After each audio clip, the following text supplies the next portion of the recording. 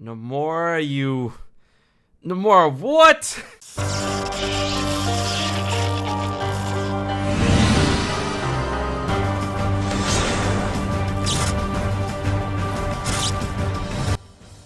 So Kingdom Hearts Union Cross is the gift that keeps on giving. We got another huge story drop over from Japan when it comes to the game. And thanks to KingRhogin and the very capable translator Goldpanner, we have everything we need to know on the juicy new story details. This new story drop, when it comes to the overarching story of Kingdom Hearts Union Cross, comes with 4 very important scenes. And while everyone and their mamas are focusing on the one with Maleficent, which is a big deal, but I'm gonna take that and approach another huge deal that not a lot of people are talking about, and it's making me go wildin'. So we're gonna break down these 4 cutscenes, gonna analyze these, and spitball the theories that makes my head explode with Nomura when it comes to Kingdom Hearts Union Cross and the future of Kingdom Hearts. What's up guys, it's HMK once again with another Kingdom Hearts video on how this could relate to the overarching story of Kingdom Hearts, Kingdom Hearts 3, the ReMind DLC, and of course Union Cross. Be sure to drop a subscribe as I post Kingdom Hearts content every week. For the safety of hype, I'm gonna ask you to strap on in, let's dive directly into the darkness.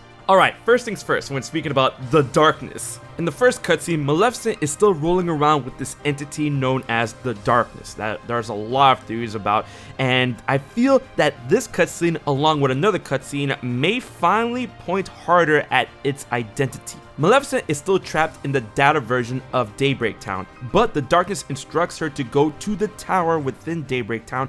There, she'll be able to access the real version of Daybreak Town, and deep within the real Daybreak Town is something known as the Ark. Apparently, the Ark was originally manufactured with the intent of going into the ocean between, or the space in between. You know, the lanes between.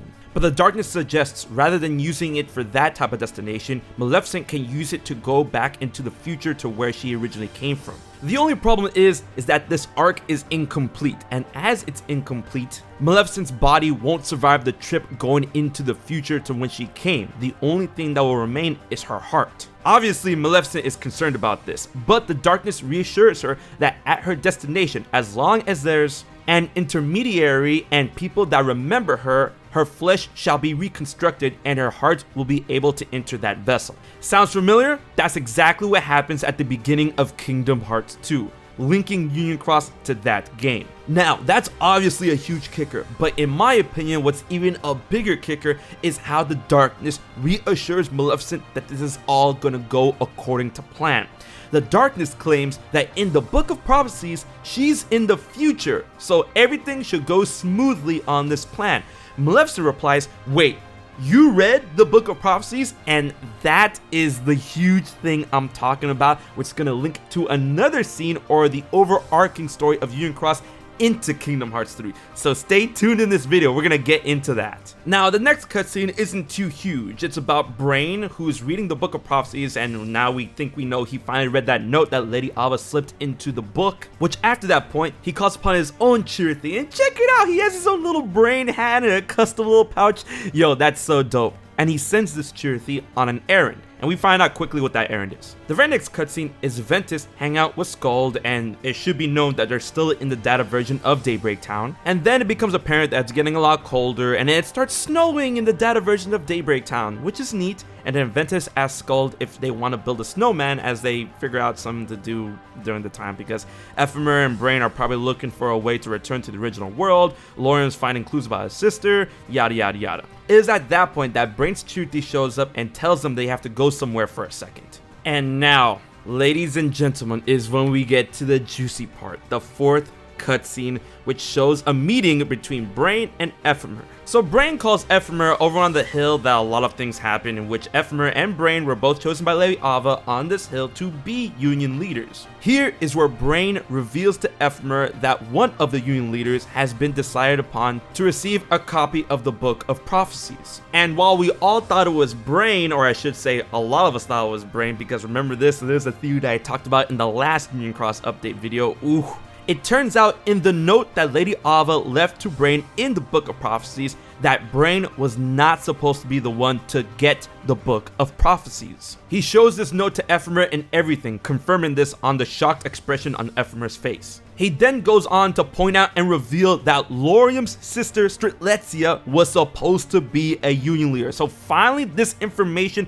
has come to a head and it's gonna have huge repercussions. Brain goes on to elaborate to Ephemer that Lady Ava's choice to choose Brain as the one to receive the Book of Prophecies was her only attempt to try and change fate that was written in the Book of Prophecies, which is indeed an idea they played around with thanks to the last story update. And I want to go on to stress that he says it was Lady Ava's one act of resistance against Destiny, of her choosing Brain to get the Book of Prophecies, hoping that Destiny would change by giving him the book instead of whoever was supposed to get the book, which we still don't know. And since that was Ava's one act against Destiny, that means, and Brain goes on to elaborate on this as well, whoever got their spot other than Strelitzia into the new Union leaders was not of Ava's doing. And thanks to Ava's notes that she left to Brain in the book that Brain showed to Ephemer, these two know exactly who was meant to be Union leaders. And this discussion finally comes to a head when Brain points to the biggest elephant in the room that's been going on for months. Brain asks Ephemer directly about the one person among them who was not chosen to be a Union leader. And although this cutscene ends on that high note, we now know for a fact, thanks to this note, that they both know who it is. And you would think whoever that person is the one that killed Strelitzia and stole her spot. And that conundrum all comes down to the deep, dark theory that no one wants to face, the horrifying possible truth that Ventus was the one that was not chosen by Lady Ava. Not only can we narrow it down to the idea, as Ephemer and Skuld were obviously chosen by Lady Ava, there's no debate about that, and the fact that we saw Brain speaking with Lady Ava directly on this whole notion, combined with the reasoning that Laurium has no reason to kill his sister, we circle back to the fact that Ventus, among them, is the most mysterious when it comes to the Union leaders and an entity in the entirety of the Kingdom Hearts series. But I'm not saying that Ventus himself, directly as Ventus, killed Strelitzia. That dials back to the idea that Vanitas, not even known as Vanitas, has always existed as a separate personality within Ventus himself. Sure, Xehanort extracted that darkness from Ventus and christened him as Vanitas, but that darkness was always there. And now it's even more possible that the theory that Ventus had a split personality within him that is channeled as what we know as Vanitas in the future has existed since the days of Union Cross. But it goes deeper than that, because when we combine this with the idea that the darkness that's helping Maleficent could indeed be Vanitas acting through Ventus, as when they first meet, this mysterious figure addresses itself as darkness. And that goes in line with a line that Vanitas said when he was defeated by Sora and Ventus in Kingdom Hearts 3. Remember that scene? He said it himself.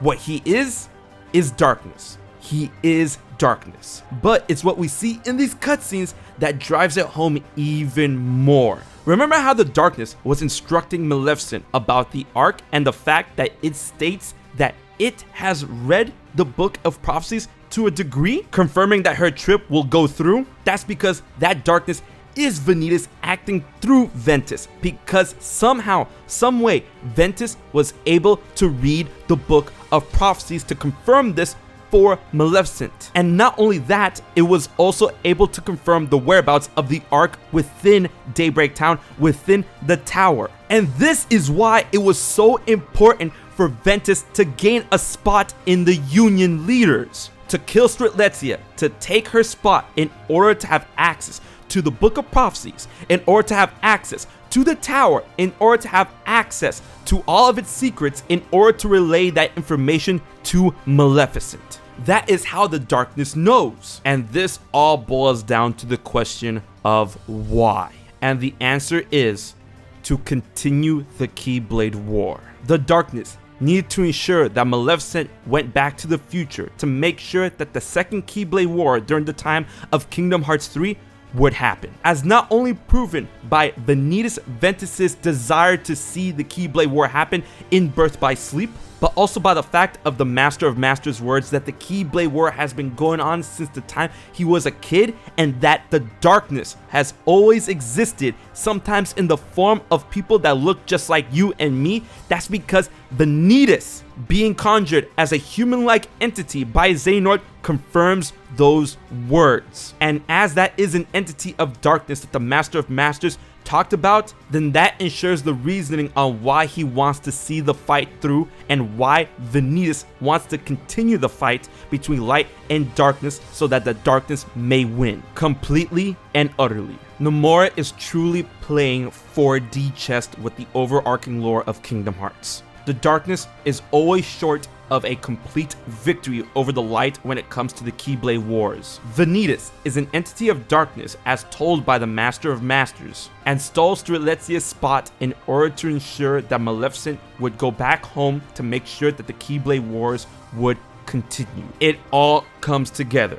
Guys, let me know what you think about this in the comment section below. If you enjoyed this video, please like, share, most importantly subscribe to HMK as I put out Kingdom Hearts content every week. And now with this gigantic hole busted through, we're gonna keep on going. Big thanks to my Patreon supporters for help making this video happen. If you want to find out how you can support HMK for just $1 a month, please check out my Patreon. Alright guys, until the next big boy, this has been HMK, and I'll check you guys later. So you haven't subscribed to HMK yet? Don't piss Xemnas off.